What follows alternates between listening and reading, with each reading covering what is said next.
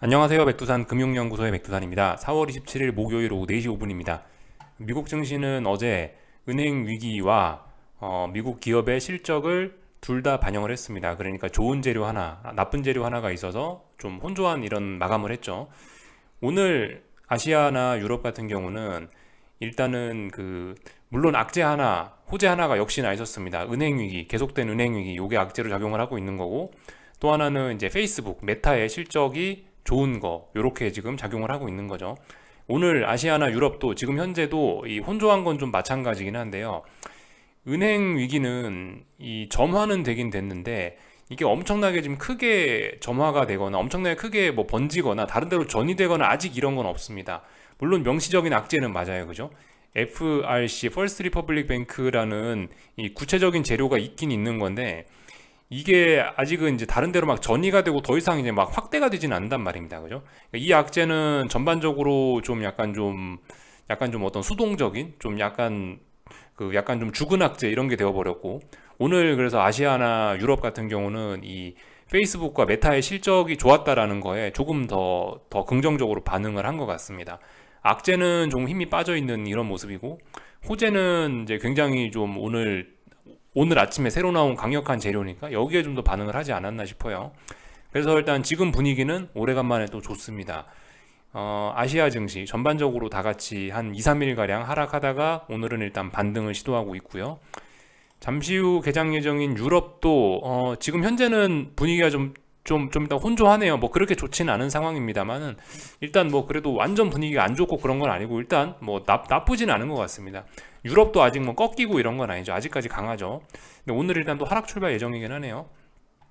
미국 증시는 지금 현재 갭상승 출발 예정인 거고요. 그죠? 지금 현재 나스닥이 한 0.7%, S&P가 0.3% 정도 일단 상승하고 있고요. 이런 모습들. 전반적으로 이 좋은 실적에 반응을 하고 있다 이렇게 볼 수가 있겠습니다. 은행 위기가 있으나 아직은 좀 잠재적인 악재 이런 식으로 해석이 돼가지고 확대가 되고 있지는 않기 때문에 뭐 이런 모습들이다. 전반적인 내용들 좀 살펴봤습니다. 오늘 밤에는 이제 뭐를 봐야 되겠습니까? 오늘 밤에도 실적 발표가 아마 있을 거예요. 그죠? 아마존 실적 발표가 있습니다. 오늘 밤은 아니고요. 좀 구체적으로 말씀드리면은 이것도 내일 아침입니다. 그죠? 그러니까 내일 아침에 미국장 마감한 이후에 발표되는 아마존의 실적이 또 오늘 아시아와 뭐 유럽의 분위기를 또 다시 결정을 하게 되겠죠. 실적 발표 시즌이다 보니까 계속해서 이런 일들이 일어나고 있습니다. 미국 증시 마감과 마감 이후에 발표되는 저 실적으로 인해서 아시아장과 미국장 마감의 분위기가 달라지는 이런 모습들. 그래서 이제 오늘 밤 미국 증시가 당장 해야 될 거는 메타, 오늘 아침에 발표된 이 메타의 실적이 오늘 밤 미국 증시에 본격적으로 반영이 될 거고, 그리고 이제 오늘 밤 미국장 마감하고 나서 아마존 실적이 영향을 미치게 되겠죠. 그리고 나서 이제 금요일 날 저녁에는 우리 모두가 기다리던 미국 물가지표 PC 프라이스 인덱스가 발표되게 됩니다. 이런 이벤트들에 좀 주목을 하시면 되겠고, 이 진짜 핵심적인 거는 이제 다음 주에 예정이 되어 있는 5월 초에 예정되어 있는 애플과 FOMC 회의가 되겠죠. 그죠? 그런 것들, 그런 이벤트들을 좀 기억해 주시면 될 것 같습니다. 방향성은 어떻게 될지 모르겠고 일단 이런 지표들이 어떻게 나올지도 모르겠고 근데 뭐 반응은 다 뻔하죠. 그죠?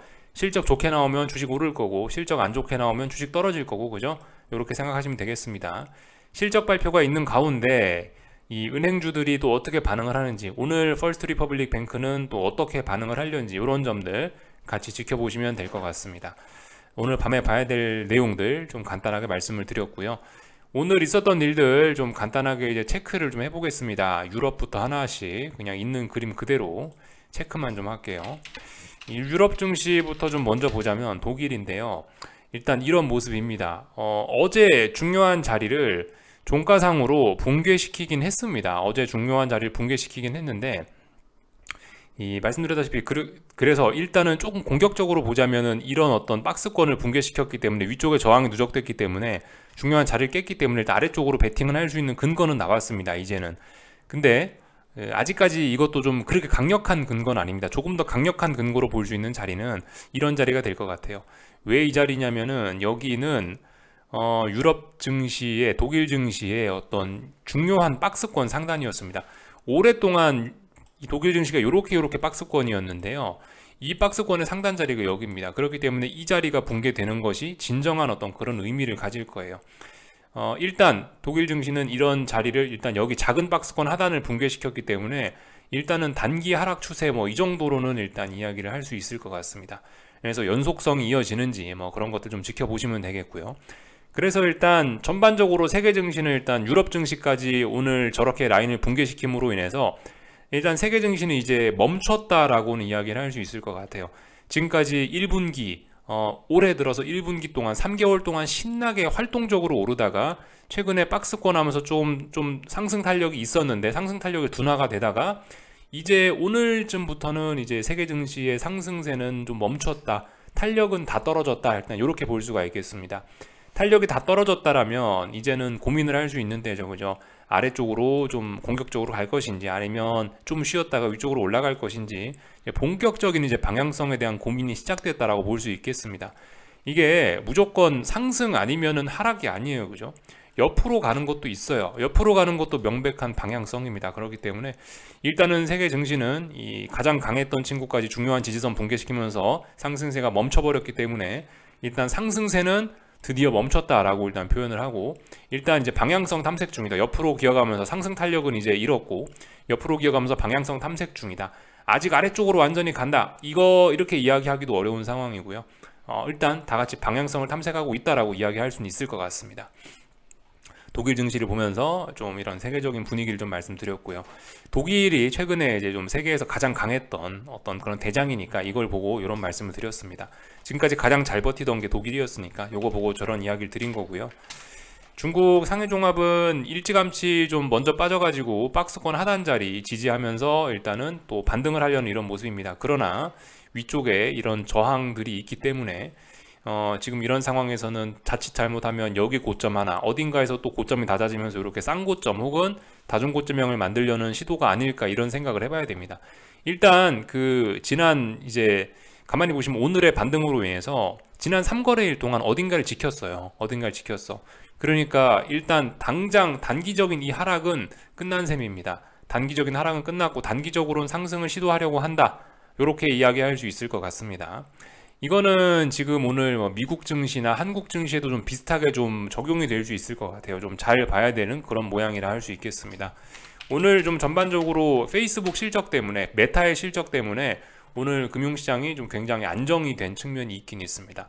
물론 근데 아직까지는 이 단기적인 어떤 증시의 불안이 멈춘 정도에 해당을 하는 거고 아직까지는 반등에 불과한 거고 불안감은 좀 남아있다. 불안감에 불씨는 붙어있다. 이렇게 볼 수가 있겠습니다.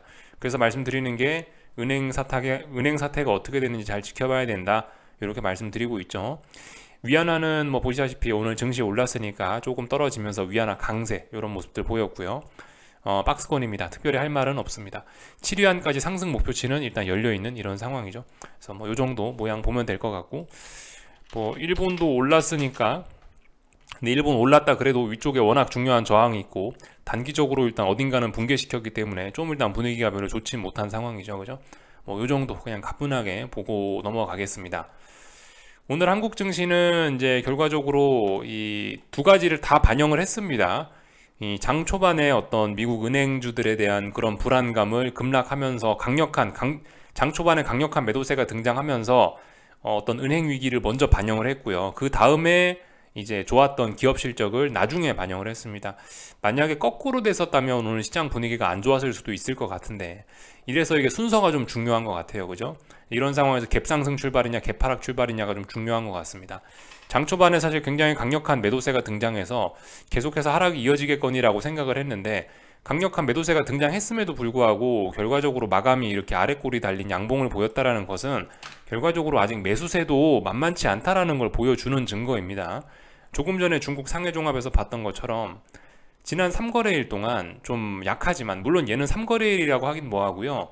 지난 2거래일 동안 325 정도를 지킨 꼴이 됐습니다.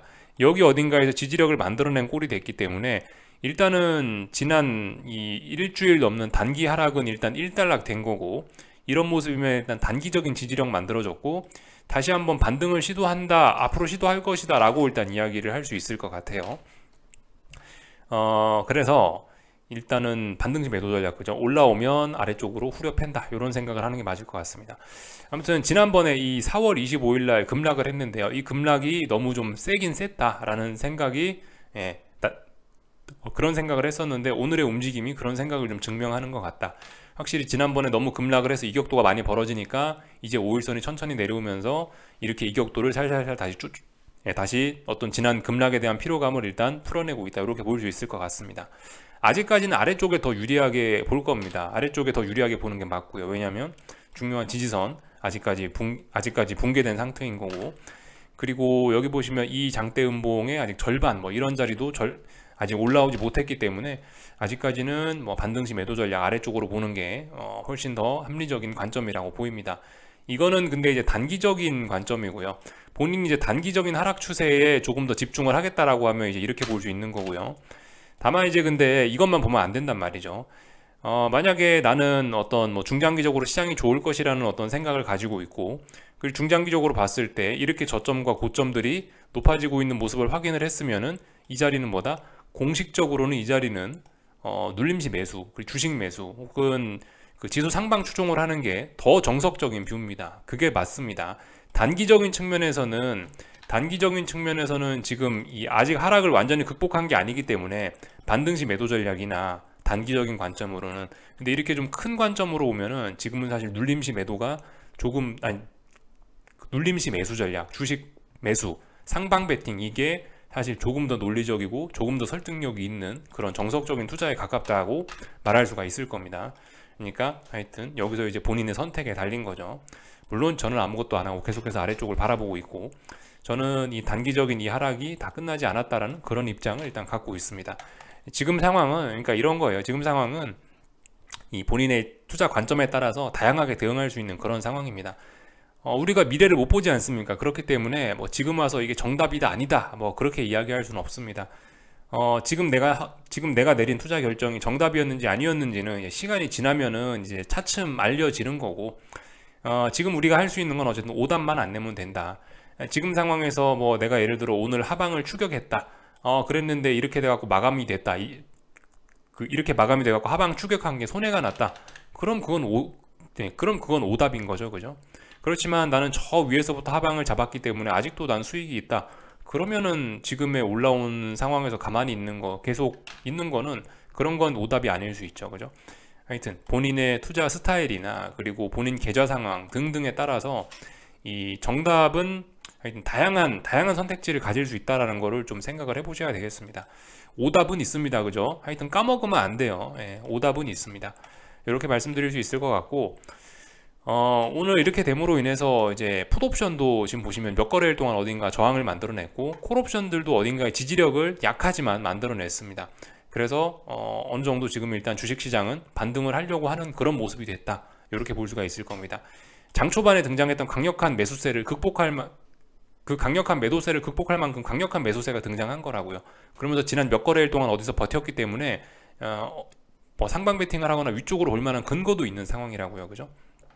이런 점들을 이해하고 보셔야 되겠습니다.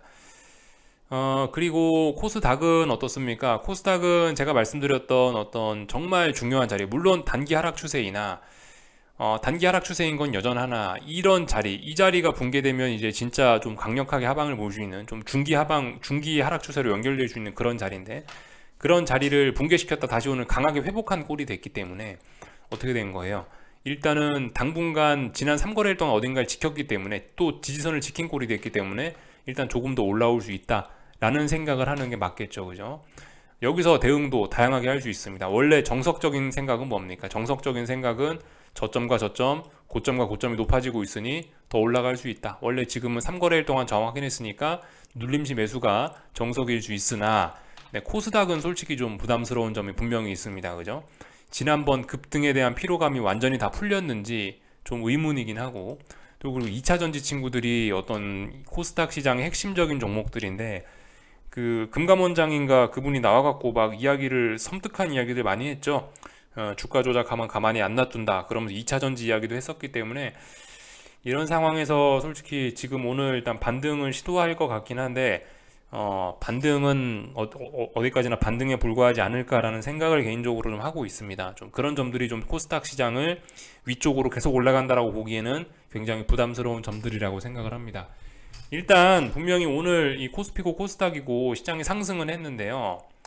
그랬는데 이게 분명히 시장의 분위기는 예전과는 좀 많이 달라지긴 했습니다.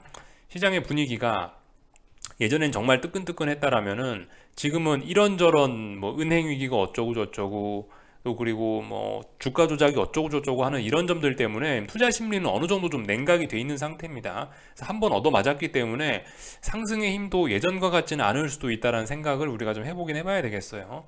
그래서 이 정도 모양을 좀 말씀을 드렸고요. 오늘 뭐 저렇게 올랐으니까 변동성 지수 떨어졌을 거고, 그죠? 뭐 자연스러운 모습입니다. 특별히 이상한 거 없습니다. 환율은 뭐 찔끔 올랐네요. 하여튼 환율은 계속 뭐 달러는 계속해서 들고 가시면 된다. 딱히 팔아야 될 이유 없고 잘 가고 있다. 이 정도 이야기. 5일선과 볼린저 밴드 사이를 잘 타고 가고 있다. 이 정도 보면 될 것 같습니다. 삼성전자는 어떤가요? 위쪽에 중요한 저항이 64,800원, 900원이라 말씀드렸는데 오늘 그 자리 저항을 테스트한 겁니다. 정석적인 관점은 얘도 저점과 고점이 높아지고 있기 때문에 3거래일 동안 지지력을 확인했으면 눌림시 매수가 맞긴 맞습니다.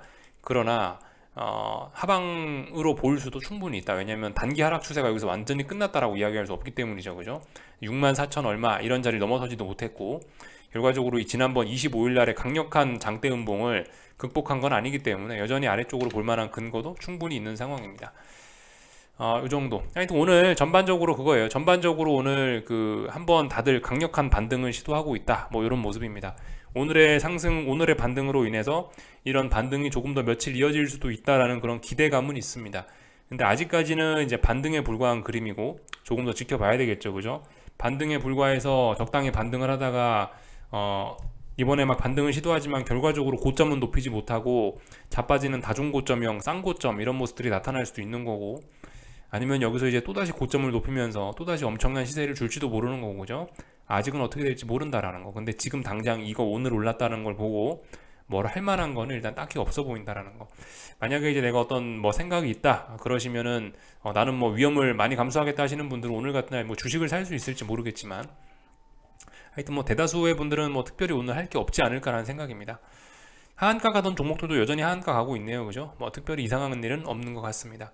그래서 지금 하여튼 시장이 고민하고 있다. 전반적으로. 그죠? 말씀드렸다시피 이 은행 위기 진행되고 있지만 은행 위기가 더 확대될지 어쩔지 좀 아리까리한 그런 상황. 약한 악재. 여기다 뭐 긴축 우려니 뭐니 이런 것들 저런 것들 있는 상황이고, 그리고 그 와중에 기업들 실적은 잘 나오고 있으니 뭐 웃어야 되는데 이런 악재들이 있으니 제대로 웃지도 못하고 제대로 슬퍼하지도 못하고 좀 애매한 상황입니다. 그래서 세계 증시는 이제 본격적으로 방향성을 고민하고 있다. 일단 상승은 멈췄고 옆으로 가면서 방향성 고민하고 있다. 이렇게 보시면 될 것 같습니다. 그래서 오늘 한국 증시까지 쭉 이야기를 드렸고, 오늘 이제 미국 증시는 말씀드렸던 그런 포인트들 쫙 보시면 되겠죠. 그죠? 뭐 페이스북의 호실적 그런 것들을 반영할 거고요. 일단 오늘 미국 증시는 어제보다 더 강력한 갭상승 출발 예정이네요. 그죠? 특히 나스닥은 더욱 강력한 갭상승 출발 예정입니다. 뭐 이런 것들 분명히 대응이 달라야 됩니다. 그죠? 나스닥은 아침에 말씀드렸다시피 어딘가를 지금 못 넘어가고 있는 그림이고 어딘가를 붕괴시킨 건 아니기 때문에 답답한 박스권 안에 계속해서 갇혀 있는 거고요. 그렇기 때문에 이제 거기에 맞춰서 이건 박스권이다라고 생각을 하고 일단 대응을 하면 되는 거고, S&P는 분명히 약합니다. 그죠?